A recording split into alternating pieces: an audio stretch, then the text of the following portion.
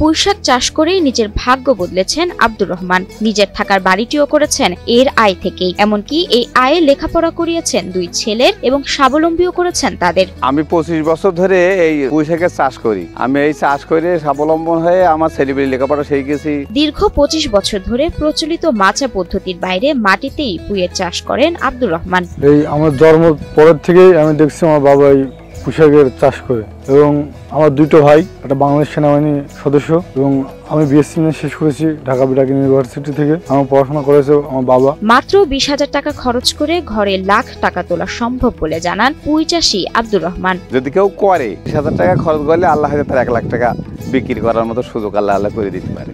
চলতি বছর 3 বিঘা জমিতে পুঁইশাক চাষ করলেও বর্তমানে 1.5 বিঘা জমিতে রয়েছে এ চাষ। এ থেকে এরই মধ্যে 2,75,000 টাকার শাক বিক্রি করেছেন আব্দুর রহমান। জমিতে যে শাক রয়েছে তা থেকে আরো 1 লাখ টাকা আয় হবে বলে জানান তিনি।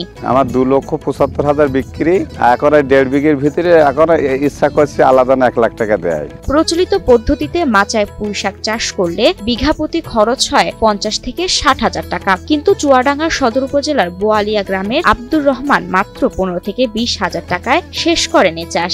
আমি এই পুঁইশাকের বীজ নিজে তৈরি করি, এই পুঁইশাক গাছের নিজে কাজ করে 20,000 টাকা আমার বিঘেই খরচ হবে। এই পদ্ধতিতে পুঁই চাষ করে প্রতিদিন শাক বিক্রি করতে পারেন আব্দুর রহমান। কোনো দিন 2 বারও বিক্রি করেন শাক। আমার এই পুঁই আমি মাসে 30 দিনই কাটি, এমন দিন আছে সকালে বৈকালে 2 বারই কাটি। হিরন আরও মিনারেল ওয়াটার মাত্র 50 পয়সায় প্রতি লিটার।